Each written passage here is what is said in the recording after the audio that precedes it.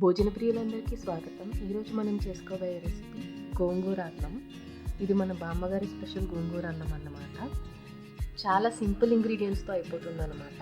ముందుగా మిక్సీ జార్లో పచ్చిమిర్చి, కొత్తిమీర, గోంగూర, పుదీనా, కొంచెం కొబ్బరి, సోంపు, మిరియాలు వేసుకొని మంచిగా గ్రైండ్ చేసుకోవాలి. కోర్స్ అంటే కొంచెం కచ్చాబచ్చాలా అన్నమాట.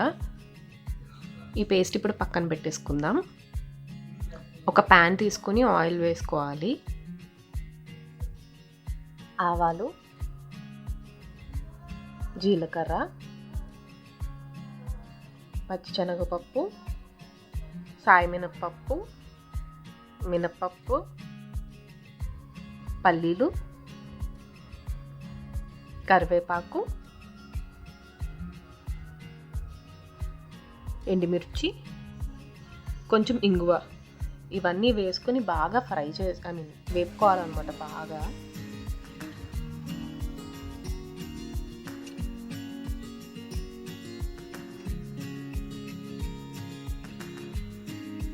ఇప్పుడు అది పక్కన పెట్టుకొని కొంచెం మళ్ళీ ఆయిల్ వేసుకోవాలి. అందులో ఇందాక గ్రైండ్ చేసుకున్న పేస్ట్ ఉంది కదా, పేస్ట్ అంతా వేసుకొని పచ్చివాసన పోయి బాగా వేపుకోవాలి. ఇప్పుడు రెండింటిని కలిపేసుకొని బాగా మళ్ళీ ఇంకొకసారి వేపుకోవాలి. ఈ స్టేజ్లో కొంచెం ఆయిల్ కనుక ఏమైనా పడితే వేసుకోవచ్చు. నువ్వులు కూడా యాడ్ చేసుకోవచ్చు ఈ స్టేజ్లో. కంప్లీట్లీ ఆప్షనల్ అన్నమాట అది. ఇది మంచి బ్రేక్ఫాస్ట్లో కానీ లేకపోతే సింపుల్ బ్యాచిలర్ రెసిపీస్గా కూడా మంచిగా చేసుకోవచ్చు. ఇప్పుడు సాల్ట్ యాడ్ చేసుకోవాలి. మళ్ళీ ఇంకొకసారి బాగా కలుపుకోవాలి. ఇప్పుడు ఈ పేస్ట్లోకి మనం రైస్ వేసుకోవాలన్నమాట. స్టీమ్డ్ రైస్ వేసుకొని బాగా కలిపేసుకోవాలి.